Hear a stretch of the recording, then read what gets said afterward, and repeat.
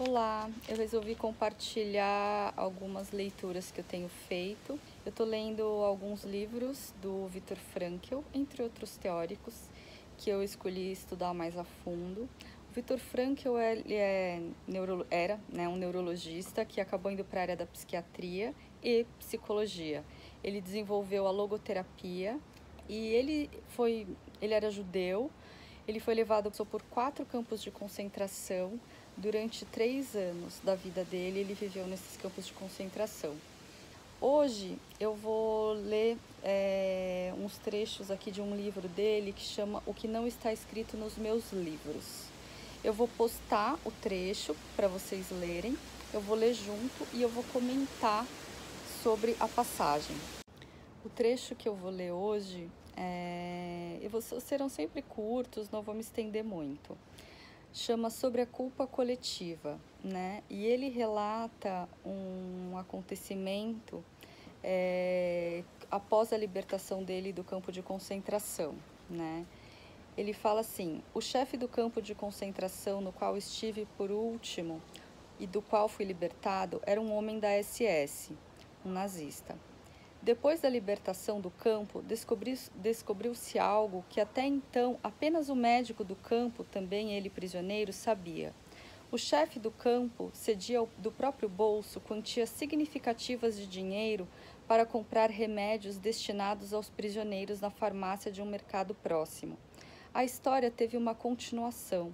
Depois da libertação, os prisioneiros judeus esconderam o homem da SS das tropas americanas e explicaram ao comandante que iriam entregá-lo única e exclusivamente com a condição de não lhe tocarem um único fio de cabelo. O comandante americano deu a palavra de honra de oficial e os prisioneiros judeus apresentaram o antigo chefe do campo. O comandante americano voltou a nomear o homem da SS como chefe do campo, e o homem da SS organizou coleta de alimentos e de roupas para nós entre a população dos vilarejos vizinhos. Em 1946, colocar-se contra a culpa coletiva ou ainda apoiar um nazista, como fiz, não era uma atitude popular. Isso me trouxe aborrecimentos suficientes do lado de diversas organizações. Naquela época, eu escondi no meu apartamento um colega de profissão que tinha algum destaque na juventude hitlerista e que me disse estar sendo perseguido pela polícia para ser colocado diante de um júri popular, cujo veredicto era somente liberdade ou pena de morte. Desse modo, mantive-o longe dos tribunais.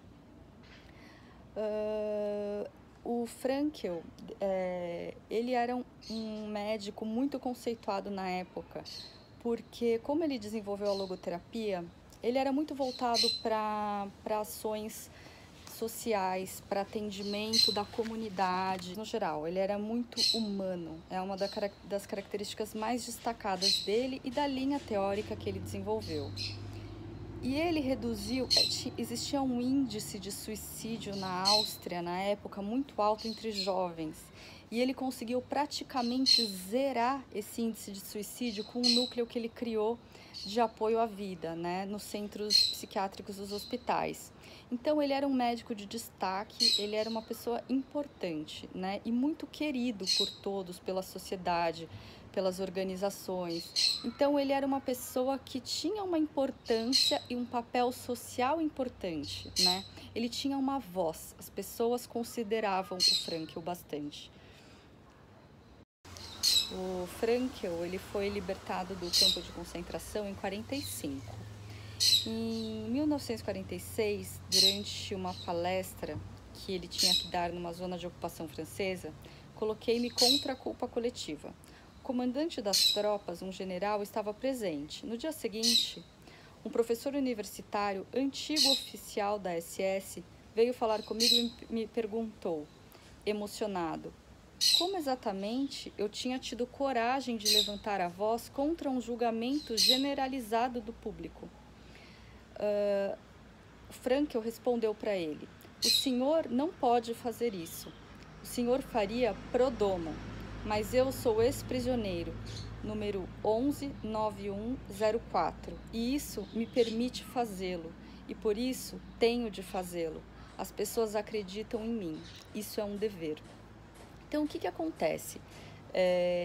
O que eu achei interessante nesse trecho, né? O quanto que houve de uma certa forma, né, uma comoção social empática e solidária de se colocar no lugar dos judeus e querer conceder uma espécie de fazer justiça, né, caçar os oficiais, caçar as pessoas que de alguma forma eram ligadas à SS ou a Hitler, ou que de alguma forma apoiaram, até de maneira ignorante, por qualquer outro motivo, essas pessoas começaram a ser caçadas e elas iam a júri popular, né? E elas só tinham um direito, que era ou a pena de morte ou o perdão popular, né? Foi tipo uma comoção, assim, a gente se colocou no lugar e eles têm o direito de agora escolher qual que vai ser o destino dessas pessoas que fizeram tanto mal. Só que o Frankl aponta que mesmo dentre todas as pessoas que fizeram tanto mal, tiveram os que não fizeram, tiveram os que de alguma forma se sobressaíam, como o chefe do campo que ele estava, que dava dinheiro do próprio bolso para os prisioneiros, né, para comprar remédio para os prisioneiros, sem que ninguém soubesse. A postura de autorresponsabilidade do Frankl ao dizer que você não pode dizer isso porque você não viveu, mas eu tenho propriedade para dizer que não é o comportamento adequado porque eu estive lá, porque ele comeu o pão que o diabo amassou, porque ele foi um prisioneiro, porque ele foi torturado, porque ele teve todos os direitos perdidos, porque ele perdeu tudo no campo de concentração. Ele perdeu o pai, ele perdeu a mãe, que foi para uma câmara de gás, ele perdeu um irmão e ele perdeu a mulher dele. Então ele perdeu tudo que ele tinha no campo de concentração, né? Se alguém pode falar sobre perdão e sobre gratidão, é ele. E isso é uma outra coisa que eu acho importante falar, que eu vou ler no próximo trecho que ele fala, né? Então, até eu fiz uma anotação aqui, quando ele diz, né, que isso é um dever dele, falar contra essa culpa coletiva, de demonstrar e ensinar a capacidade de superar e de perdoar através da conduta, né? Dar o exemplo através da conduta, sendo, perdoando, né? Então, Frankl, ele assumiu, né, isso é uma capacidade muito grande de autorresponsabilidade de um líder, né, positivo, de uma liderança positiva, benéfica, né? Eu tenho o dever de ensinar através do meu comportamento, porque eu tive aquela experiência, que as pessoas não devem ser julgadas dessa forma como está sendo feito, que isso também não é o correto, assim como não foi o correto o que foi feito com os judeus, né, no nazismo. Eu vou ler o próximo trecho. Depois da minha libertação, voltei para Viena. Não parei de escutar a pergunta: Viena já não machucou você o suficiente? Afinal, meu pai morreu no campo de Theresienstadt, nem sei como se pronuncia. Minha mãe foi para a câmara de gás em Auschwitz. Meu irmão também morreu em Auschwitz. E minha primeira mulher, com 25 anos, Tilly, em Bergen-Belsen. Mas minha réplica era outra pergunta. Quem foi que me fez o quê? Havia uma baronesa católica em Viena que durante anos escondeu uma prima minha em sua casa, mesmo correndo risco de morte. E havia também um advogado socialista que eu conhecia apenas superficialmente, que não tinha nenhum relacionamento comigo, mas sempre que possível me trazia algo roubado e escondido para comer. Que motivos eu teria para virar as costas para Viena? Ou seja, né, o que ele mostra nesse trecho? que o nosso estado de espírito e as nossas decisões dependem sempre de para onde a gente olha, né? Ele tinha várias experiências e ele poderia olhar para qualquer um dos lados. Ele poderia olhar para o lado das perdas, para o lado da maldição que ele sofreu, por lado de todas as coisas ruins que ele viveu, né? E generalizar uma situação, se colocar de uma certa forma como uma vítima, né? E ele não fez isso, né? Ele demonstrou que você escolhe se você quer levar para você e para a sua vida as perdas, os fracassos, ou se você quer levar para você e para a sua vida o que você escolhe ser, né? Se são as perdas e os fracassos ou se são as coisas boas que te aconteceram, os êxitos e as dádivas, né?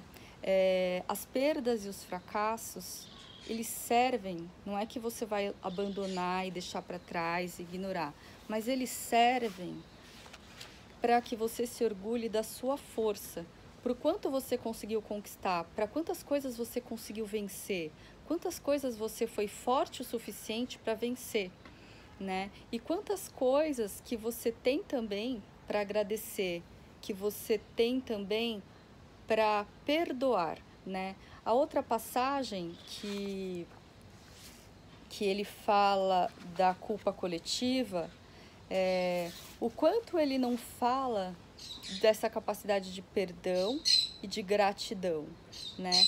E o quanto a gente não pode também trazer isso para nossa experiência atual hoje, né? Hoje a gente vive um momento político, principalmente, e que afeta todo o resto, até no combate à pandemia. Esse reflexo está se espalhando para todas as áreas, né? Esse conflito social e político que a gente está vivendo, ele é permeado por ódio, por rancor, por escolher trazer para si e para suas escolhas e para o seu estado de espírito apenas o ruim de todas as experiências, apenas as maldições que foram sofridas, apenas as escolhas erradas, né? E o que esses erros acarretaram. Então, até essa escolha, isso é uma visão particular minha por observação, mas essa escolha, né, do Bolsonaro como presidente foi uma escolha feita permeada por ódio, por rancor, por mágoa, por um ódio contra o PT, por um ódio contra o comunismo, né? Por um sentimento de traição, né? Porque muitas pessoas que não eram devotas à esquerda, que não eram, que não gostavam da filosofia, resolveram dar uma oportunidade para o Lula. O Lula entrou, não atendeu às expectativas, pecou, cometeu um erro que ele não poderia ter cometido. O que eu achei importante ler esse trecho e fazer essa analogia? Porque, na verdade, eu nunca, em nenhuma história de vida, em nenhuma história sobre nada, eu vi o ódio, a raiva, a revolta, o rancor, a mágoa serem bons conselheiros na hora de tomar as decisões, né? As pessoas fizeram escolhas pautadas nesse ódio, uma escolha que reafirma esse ódio a cada discurso, a cada comentário, a cada reação contrária à empatia, né? Como o famoso, as pessoas estão morrendo? E daí? O que você quer que eu faça? Né? As constantes agressões ao comportamento de união de um pelo outro, ao comportamento de solidariedade, né? É uma manifestação constante desse ódio, dessa recusa, dessa não aceitação,